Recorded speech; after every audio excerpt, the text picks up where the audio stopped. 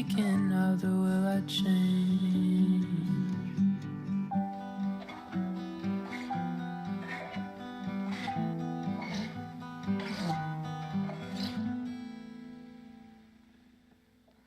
And in my fighting, dutiful or grievous, you have mediated. And you stand by where I would not be seen, even if to no avail. Oh, how it makes your heart heavy, that I'd leave an end for myself for fear you won't take me.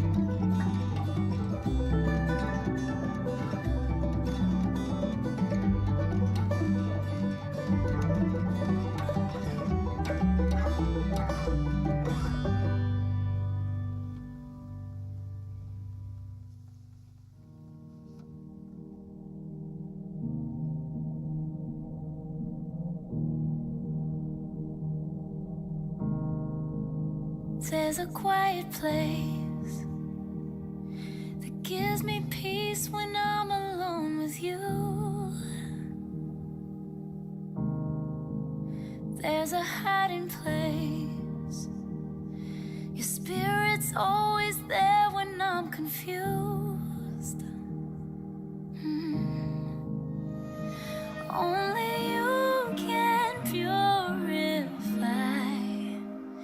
All this world won't ever satisfy my heart. It cries as the deer pants for the water. So my soul needs you, Lord.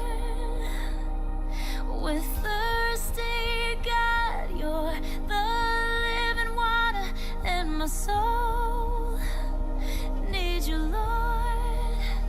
It needs you, Lord. It needs you, Lord. I need you, Lord. I need you, Lord. I'm a stranger here, thirsty 'cause I know it's not my home. Like a desert here, I need your living word for these dry bones. Jesus, fill us up again with your presence flowing deep within. New life begins, and as the deer pants for the water,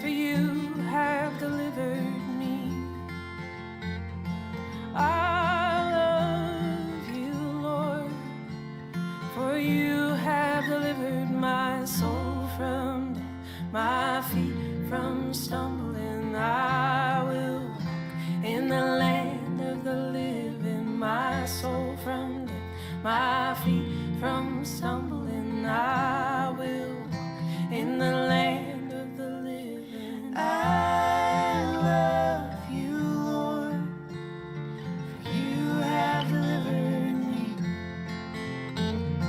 I love you, Lord, for you have delivered my soul from death, my feet from stumbling. I will walk in the land of the living, my soul from death, my feet from stumbling. I will walk in the land of the living.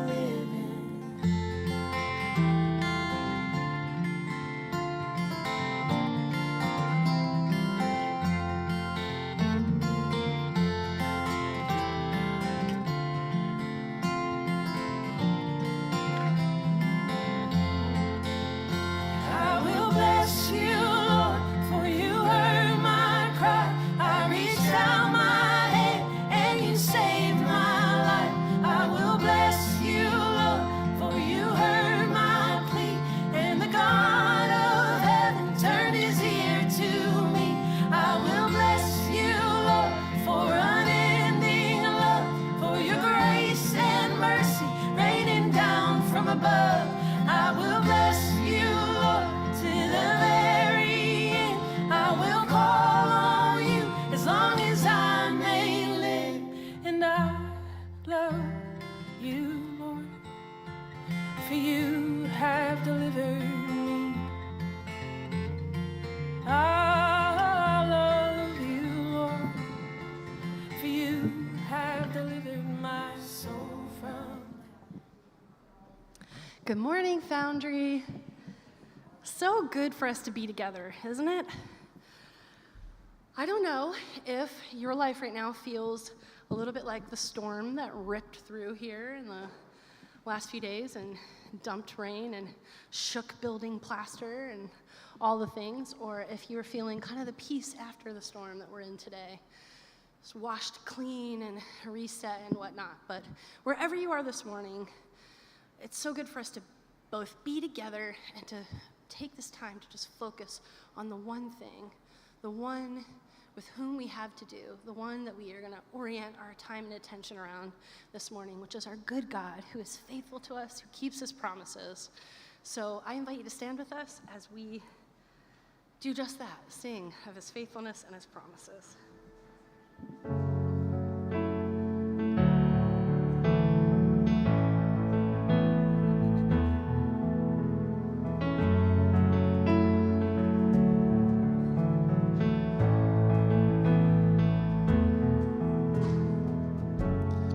God of Abraham, you're the God of covenant, faithful promises.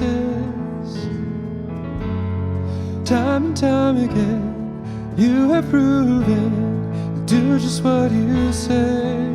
Though the storms may come and the winds may blow, I'll remain steadfast and let my heart learn when you speak a word, it will come to pass. Great is your faithfulness to me. Great is your faithfulness to me. From the rising sun to the setting same, I will praise your name. Great is your faithfulness to me.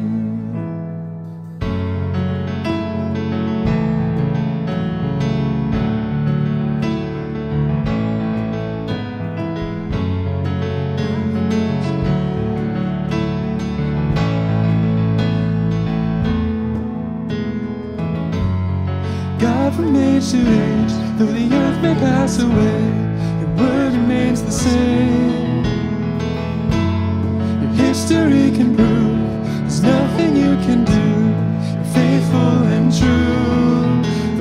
storms may come and the winds may blow, I'll remain steadfast and let my heart learn when you speak a word, it will come to pass.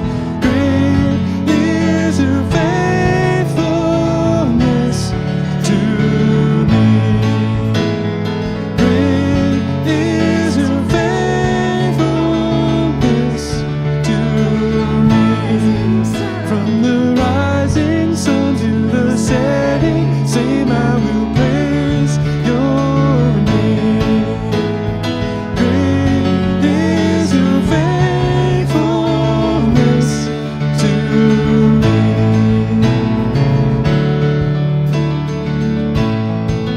Your faithfulness never runs out.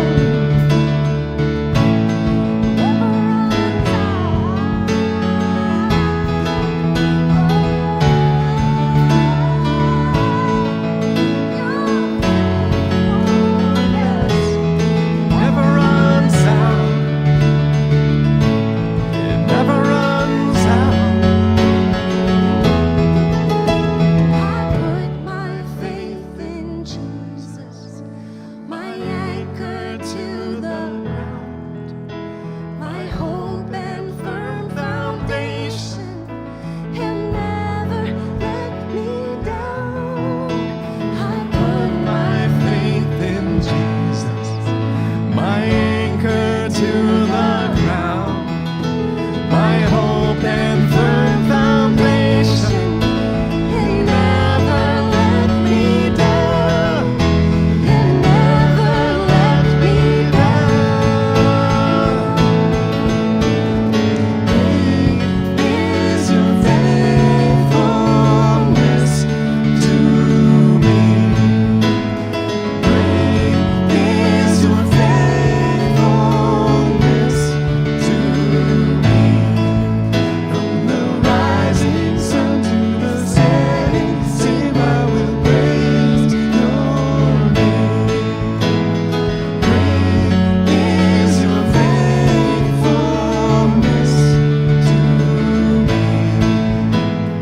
Great is your faithfulness to me.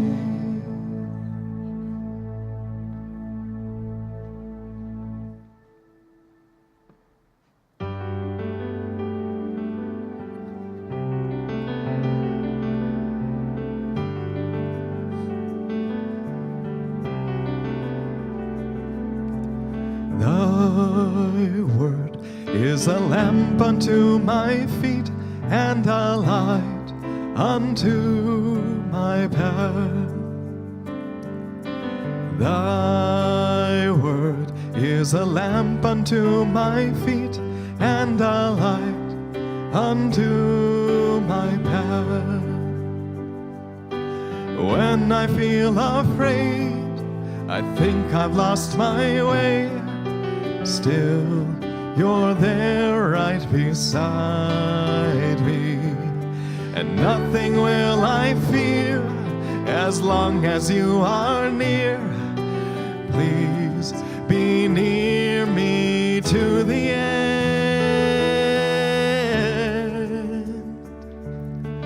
Thy word is a lamp unto my feet and a light unto my path.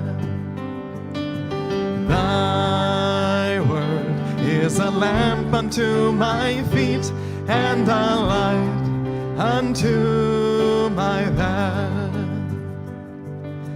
I will not forget your love for me, and yet my heart forever is wandering.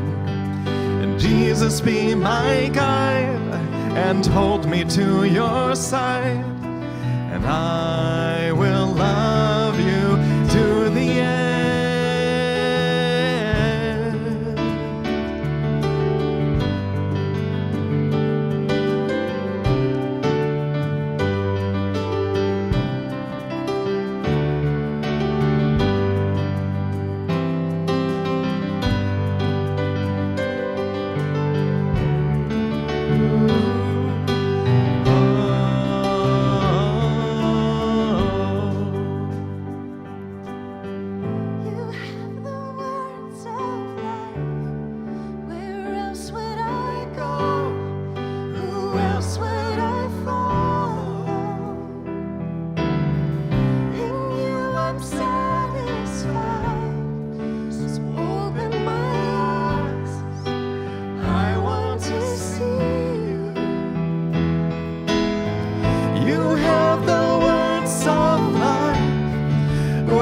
else would I go?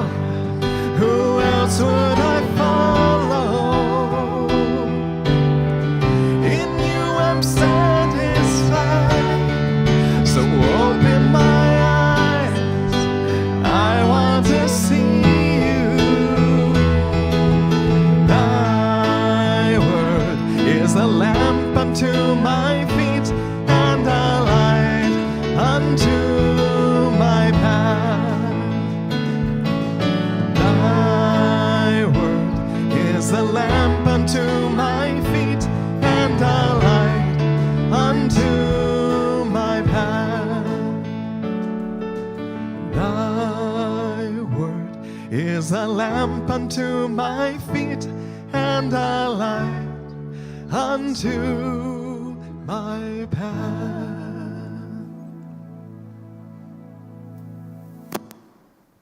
You can have a seat. Hey, what's going on, folks? Good morning. I'm Scott. If we never had the chance to meet, really grateful that you're here. And if you're engaging with us, whether it's online or here in the room, I want to point you to the QR code in the seat in front of you or to foundrybaltimore.com/connect. Now, a couple things will happen there when you do that. One is that if you're new to our community, you just get a chance to sort of like scope out and see what's going on, right? You can just kind of say, what are these people into? What do they like to do? Like, you can do that. Like, that's one of the reasons why that thing exists. Second thing you can let us know always is like maybe just a next step that you want to take. Maybe you are thinking through something like baptism, or there's a prayer request, or you just want to tell us, hey, I'm new here and I want to be up to date on the things that are going on. And then the last thing I just always would say is, like, you know, some of us have long checked out of this message. We kind of go, hey, I know he gets up here and he talks for 30 seconds about being new, and I'm not. What I would always call you back to is there's always more going on in and through our community than you will ever hear from this stage. So that is a place to kind of say, oh, is there something I missed? Is there an email I missed? Is there something I don't know about? All right. So for all of you, including that would be like this Wednesday night, we've got an O's game that we're going to. I would love to say we're going to start a winning streak or continue a winning streak, and that would be cool. But the point of going and doing that and hanging out in the upper deck and all that really is about connection. It's really about the opportunity to, as we're watching something, you know, down on the field, turning to our left and our right and saying, hey, what's going on? How's summer been? What's up there? That's the why. So if you're interested in that, if you got some space for that on Wednesday night, you can go to the Connect page and get connected to it. So we are studying some Psalms this summer. We're calling it the Summer of Psalms. And here's me just kind of make a connection for you. When you travel, you go anywhere in the car, there's a pretty good chance, or you're sitting in your office, or you get the big old headphones in the coffee shop on that say, don't talk to me. You know, there's probably something going on there that's maybe a soundtrack for something you're trying to get done. Last week we talked about the idea that there's these songs that are like the good life, the beach songs, and like, my guess is that there are some songs that like you listen to when you feel like stressed or anxious. Maybe it's a song that reminds you of someone that was a non-anxious presence in your story. You crank the Johnny Cash because it reminds you of Grandpa. Or maybe it's the instrumental ambient music that just sort of helps you tune out the other things and focus on the thing you need to do. There are psalms that are written to celebrate the good life and the pursuit of it. There are psalms that are written for those moments where we feel a little spun up, we feel a little bit anxious, we don't know what's going on, and we need that redirection or that encouragement. So today, our friend Brook's going to take us through one of those psalms, Psalm 27. Brook and her family are planting Belonging Community Church in Urbana, Maryland. We'll talk more about that at the end of our time together. But what I'm grateful for today is Brook's ability to sort of bring us to this conversation that we often have with ourselves, like the presence of anxiety and fear in our story that often is sort of being masked by just being busy doing a lot of stuff, trying to outrun it. So here's what I want to invite us to do. We're going to hear Psalm 27 read over us in just a moment. But I want you to just catch your breath for a minute. I want you to move past the kid that may have been crying or the parking spot that you had to fight over. or the weird interaction you had on the curb. And just take a moment and catch your breath. Let your mind and your heart kind of catch up to one another. And just ask yourself briefly, check in with God on this. Where have I detected the presence of fear and anxiety in my story this week? And as you're doing that, you'll hear the words of Psalm 27 read over you. May you receive it as an invitation this morning. Psalm chapter 27, a psalm of David. The Lord is my light and my salvation, so why should I be afraid? The Lord is my fortress, protecting me from danger, so why should I tremble? When evil people come to devour me, when my enemies and foes attack me, they will stumble and fall. Though a mighty army surrounds me, my heart will not be afraid. Even if I'm attacked, I will remain confident. The one thing I ask of the Lord, the thing I seek most, is to live in the house of the Lord all the days of my life, delighting in the Lord's perfections and meditating in his temple. For he will conceal me there when troubles come. He will hide me in his sanctuary. He will place me out of reach on a high rock. Then I will hold my head high, above my enemies who surround me. At his sanctuary I will offer sacrifices with shouts of joy, singing and praising the Lord with music. Hear me as I pray, O Lord. Be merciful and answer me. My heart has heard you say, "Come and talk with me." And my heart responds, "Lord, I am coming." Do not turn your back on me. Do not reject your servant in anger. You have always been my helper. Don't leave me now. Don't abandon me, O God of my salvation. Even if my father and mother abandon me, the Lord will hold me close. Teach me how to live, O Lord. Lead me along the right path, for my enemies are waiting for me. Do not let me fall into their hands, for they accuse me of things I've never done. With every breath they threaten me with violence. Yet I am confident I will see the Lord's goodness while I am here in the land of the living. Wait patiently for the Lord. Be brave and courageous. Yes, wait patiently for the Lord. Well, good morning, Foundry Church. It's great to be here. I first actually learned about this really cool community from Lindsay, and it was in Boulder, Colorado. So I learned about you in the Rocky Mountains. We were at a conference together and got to know each other really well, and that was just a great time. And then Scott has been a huge cheerleader and encourager and help to me during this time of starting a new church. So I'm just thankful for his invitation to be with you today. So we're going to talk about Psalm 27. And this psalm was written by David. And scholars debate maybe exactly what was going on in David's life, but it was one of two really, really tough times. It was either when King Saul had become very jealous of David and was chasing him down to try to kill him. And so he was hiding in caves and trying to flee from the king. Or it was when his son, Absalom, wanted to become king, and so he was pursuing really the greatest betrayal, trying to kill his own father. And so then again, David's on the run for his life. Really tough stuff, right? But in the midst of that, in the midst of the injustice and in the pain and in the trials of all of that, what I would call chaos, we're going to see today that David has a different way of perceiving his circumstances.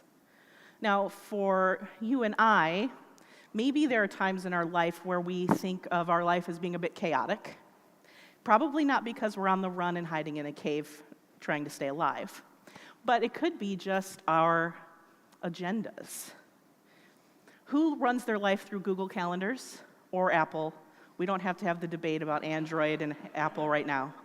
Calendars, right? Digital calendars. I do, everything I do is in my Google Calendar, even though I have an iPhone. And if I don't have it there and I don't get that alert, I'll probably miss the appointment because there are so many things that are going on in my life. And some of it is my kids. Like, I have 5 children. I'll let you think about that in a minute, because usually I get comments like, wow, you're a saint. No. Or, do you know how that works? Like, how that happens? Like, yep, pretty sure I know how that happens. I get all kinds of crazy comments with that. But it can make my calendar over the years very, very crazy, right? But it doesn't have to be kids either. Some of us don't have kids. It's just work and life. And one of my favorite snapshots of a Google Calendar actually came to me from my oldest daughter. Anne is her name. And this, I'm going to put a picture of it up here. This was a screenshot of her Google Calendar, her last semester of college. There's some problems there, right? Like, she's got to be in more than one place at one time. This is overwhelming, right? But this was her weekly calendar. And then sometimes she threw other things in there too. So I think maybe I should take some blame for that. Maybe it's genetic, or I've taught her not well. But sometimes our life looks a bit chaotic like this, right? It can look a bit chaotic. For me, the times that I really realize each day that maybe my day's been too busy and I've really burdened myself with too many things is, at the end of the day, I like to listen to this app I have on my phone. It's called Lectio 365. It's a prayer app. And so it's got these short little prayers to help you start your day. There's one for the morning, and then there's one for the evening that you can end your day with. And the one in the evening asks the same question within it every day. It says, reflect on your day. Where did God show up? Where did you hear God's voice today? And then it gives you some time and some little music. And by the time it gets to the next prompt, I'm still often listing all the things I did today. I haven't gotten to the God part of any of that. Or where did God speak to me today? I'm still going through the checklist. Like, I know I've got a problem on some days when I can't even get through the list before the next prompt comes. And maybe it's the same for you. Maybe your days are really full, or maybe there are things in your life that aren't like running in for your life, but are troubling, and you try to make up for it or bury it just with activity. And so I have a big idea for us today, because I think it's this. I think that you and I are actually called to a faith that requires a revised agenda. It requires a revised agenda for us. And there's 2 different ways I think we can go about approaching this and thinking through it together. One of them is this, is to set a daily reminder of what you believe. Set a daily reminder of what you believe. And the other one is going to be to alert yourself and God to the areas of your unbelief. Okay, so these are the 2 big things I think will help us with resetting our agenda. So let's start with the first one.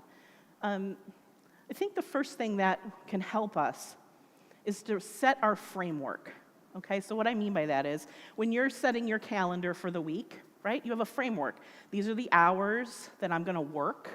These are maybe for my job, and so I'm going to set my appointments within this.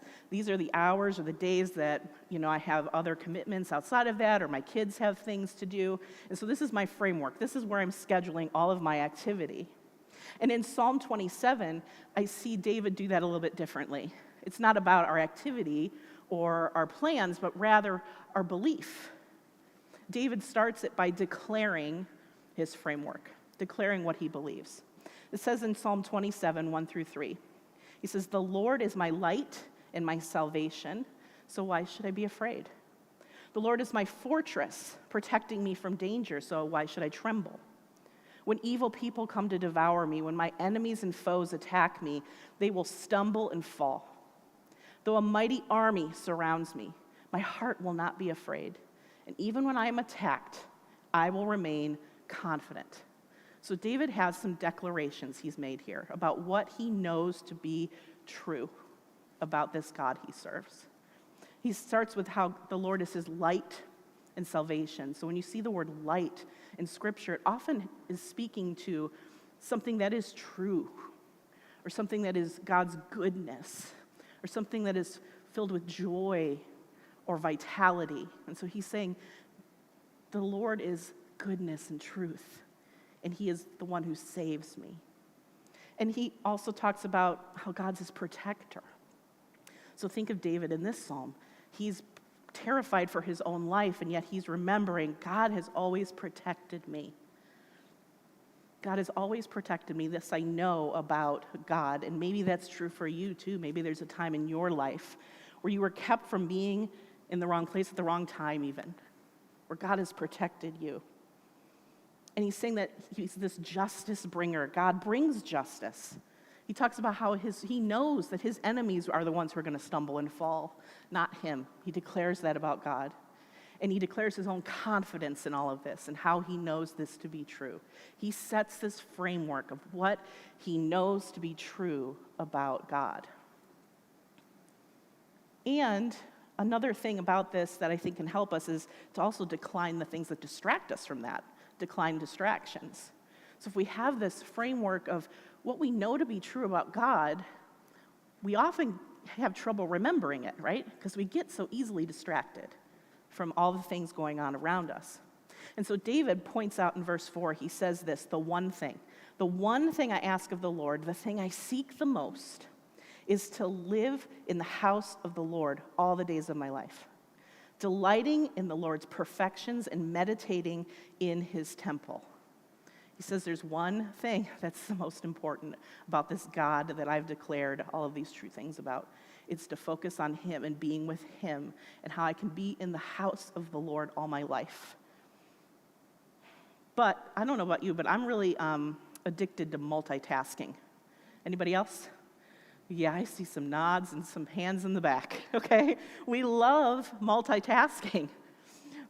But if we're going to set a new agenda and we listen to what David is saying, I think what we're being called to do is realize there are times in our days where we need to actually focus on what is the one thing that's the most important. What is the one thing?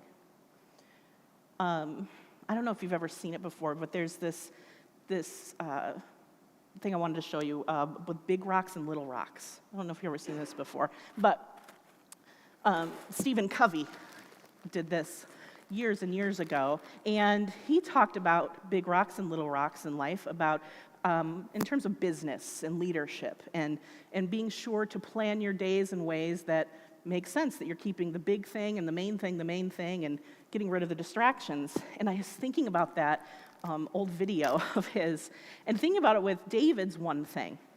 And so I've got this bag of little rocks. Now, first service, I didn't spill any, okay? So let's see how I do, okay? But we're gonna put all these little rocks, all right, into here. Oh, I caught them, okay? So we've got all these little rocks, right? And these are all we're going to put them in here first, all right? These are all the things that are really noisy in life. You know, it could be your boss at work who's got stuff he wants you to do. Or it could be the things that are your kid's schedule at night. Or it could be social media things that take up time. Things that are loud and seem urgent, right? And we put them in here. But then we think about this one thing of David, right? David's talking about how we need to make the one thing the most important. Thinking about God and how he needs to be central in our life. And we can try to put it in there with all the things we already have. And in our faith, how that needs to be the thing we're pursuing. And then there's the things that we should value with that faith, right? Like loving others, yeah, and justice for people who need justice, and mercy. And the problem is, right, with all of the distractions and the busyness, the things we busy ourselves with, it's hard to fit that in. It won't fit, no matter how hard I push. But David seems to point to we need to make pursuing the one thing the first priority, right? It's the first thing we do.